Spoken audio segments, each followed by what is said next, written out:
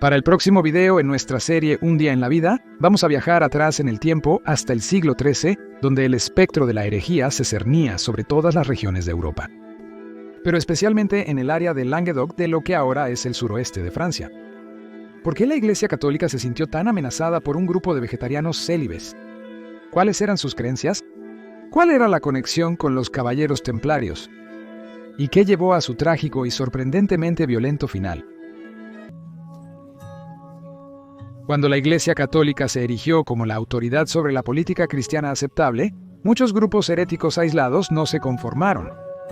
En 1215, el Papa Inocencio III decretó la estandarización de las creencias cristianas en Europa occidental, para que todos, desde reyes hasta campesinos, adoraran a Dios de la misma forma, desde Londres a Lisboa.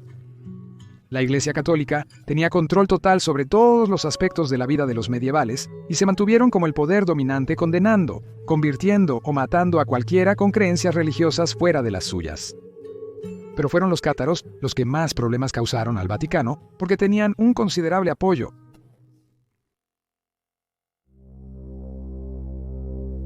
Creencias. No se sabe mucho acerca de dónde vinieron, pero los cátaros aparecieron durante el siglo XI en el área de Languedoc, en el territorio de Occitania. En ese momento, esto no era parte de Francia, sino una provincia separada que tenía un idioma diferente, que aún existe hoy. Los cátaros también prosperaron en otras regiones europeas, como el norte de Italia. A veces se les llamaba albigenses debido a que se pensaba que la ciudad de Albi era su cuartel general. Los cátaros eran dualistas. Creían en dos deidades gemelas, pero en conflicto. Un buen dios de luz, amable y amoroso, que había creado el reino espiritual, y un mal dios de oscuridad, que era malvado y había creado el mundo material con todo su sufrimiento. Fue este dios malicioso quien mantuvo las almas encarceladas dentro de sus cuerpos físicos. Esto implicaba que el mundo estaba en una lucha constante debido a las dos fuerzas. Esencialmente, el catarismo era un esfuerzo por tratar de descubrir por qué había maldad en el mundo. Los cátaros rechazaban la Santísima Trinidad, pero veneraban a Jesús como un ángel espiritual y benevolente, siguiendo las enseñanzas del Nuevo Testamento como modelo para sus vidas. Pero rechazaban la humanidad de Jesús y su madre, la Virgen María, creyendo que eran espíritus puros, considerando la resurrección una idea malvada y la cruz una representación de tortura y maldad. De hecho, todo en este mundo material se consideraba malvado, y los cátaros se esforzaban por liberarse de él. ¿Cómo se podrían explicar las horribles calamidades y sufrimientos del mundo si solo hubiera un Dios benevolente? Vida diaria. Al igual que cualquier otra persona que vivió en la Alta Edad Media, los cátaros realizaban su trabajo dependiendo de su posición y trabajos dentro de la comunidad. Los agricultores cultivaban, los panaderos horneaban y los herreros forjaban. Los cátaros tenían problemas con tener hijos. Pensaban que estaba mal traer más almas para quedar atrapadas en el reino material, por lo que nunca se casaban, evitaban el coito y preferían permanecer célibes. Los cátaros seguían una dieta pescetariana en sus comidas. La carne, huevos, queso, leche y grasa animal, usados en recetas medievales, estaban prohibidos por provenir de animales de sangre caliente que se creía portaban almas reencarnadas. No se permitía matar a ningún animal excepto a los peces. Se creía que los peces surgían espontáneamente de la materia inanimada, una creencia popular en la Edad Media. En su tiempo libre se dedicaba a la oración regular, la autoexaminación y la disciplina. Las oraciones se realizaban 15 veces diariamente en horarios establecidos. Se llevaban a cabo en casas privadas ya que no había iglesias. Los cátaros llevaban buenas vidas, llamándose a sí mismos buenos hombres, mujeres y cristianos. Rechazaban la riqueza, el poder, el sexo y el establecimiento. Renunciaron a todo el dinero y la propiedad, quedándose solo con su hábito y una Biblia. Por todas las cuentas, los cátaros parecían ser la antítesis completa de la iglesia, sin preocuparse por crear ninguna notoriedad o seguidores.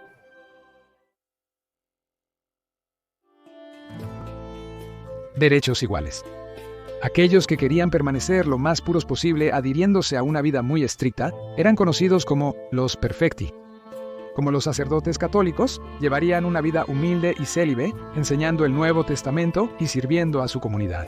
Realizaban un ritual llamado consolamentum, mediante el cual elevaban a una persona al nivel de perfecti justo antes de la muerte para que pudieran ascender al cielo.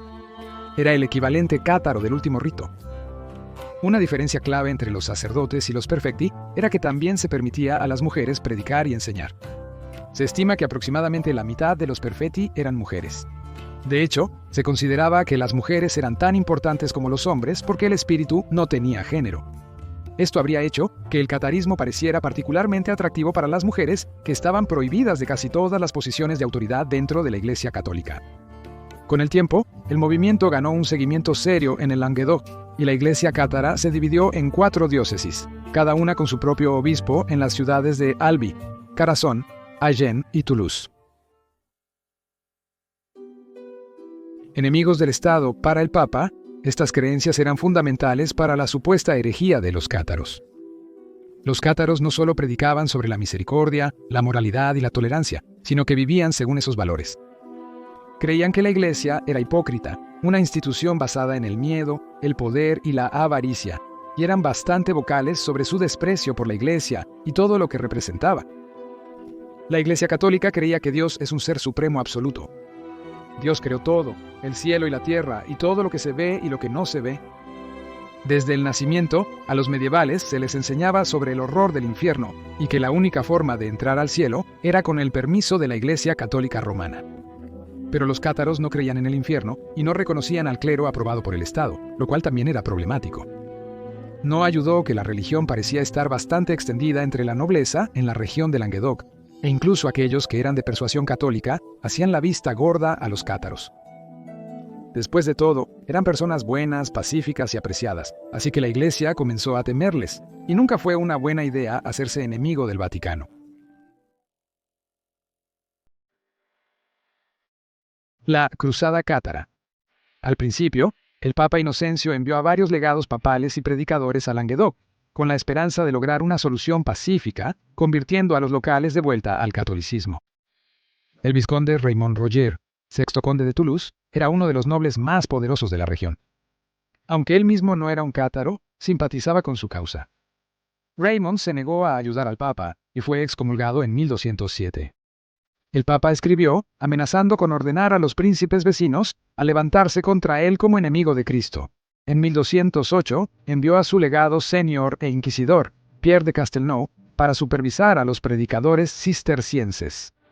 Pero, enfrentado a los cátaros inquebrantables que tenían el respeto de la gente local y los nobles para protegerlos, el plan de conversión no tuvo éxito. El 13 de enero de 1208, Raymond se encontró con Pierre, pero las conversaciones se rompieron, y un día después Pierre fue asesinado por un agresor desconocido. Y aunque no había pruebas, definitivamente se señaló a Raymond como el asesino. Al igual que la muerte de Franz Ferdinand en Sarajevo, que fue el catalizador que desató la Primera Guerra Mundial, entonces el asesinato de Pierre pareció haber sido la chispa que encendió la cruzada cátara. Enfurecido, el Papa Inocencio pidió a los grandes nobles del norte de Francia que se rebelaran. Hizo un llamado a las buenas y fieles personas de la cristiandad para expulsar a Raymond, sus seguidores, y a toda la comunidad cátara herética de sus tierras.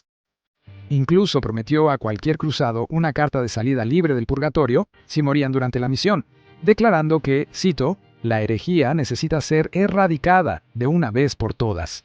La perspectiva de tierra y riqueza atrajo a muchos participantes dispuestos a la causa. Es posible que escuches la cruzada referida como la cruzada albigense. Esto se debe a que Albi estaba en el centro del área geográfica discutida. Para el verano de 1209, unos 10.000 cruzados se reunieron en Lyon para marchar hacia el sur. Ahí es donde nuestros viejos amigos los caballeros templarios reciben una mención. Hay historias que dicen que los templarios se negaron a unirse a la lucha contra los herejes porque simpatizaban con la causa cátara, e incluso hay informes de que ofrecieron refugio a los albigenses. Pero quizás los templarios se negaron a participar porque nunca se involucraron en las guerras del Papa, eligiendo luchar únicamente contra los sarracenos en las Tierras Santas. Para el 21 de julio, el ejército papal había llegado a las afueras de la ciudad, Béziers, y comenzó un asedio de la ciudad. Los comandaba el abad cisterciense de Citeaux, Arnaud d'Amelrich. Se ordenó a los católicos abandonar la ciudad y a los cátaros rendirse. Cuando ninguno de los grupos cumplió, se informó que el abad había gritado: «¡Cita! ¡Mátenlos a todos! ¡Dios reconocerá a los suyos!».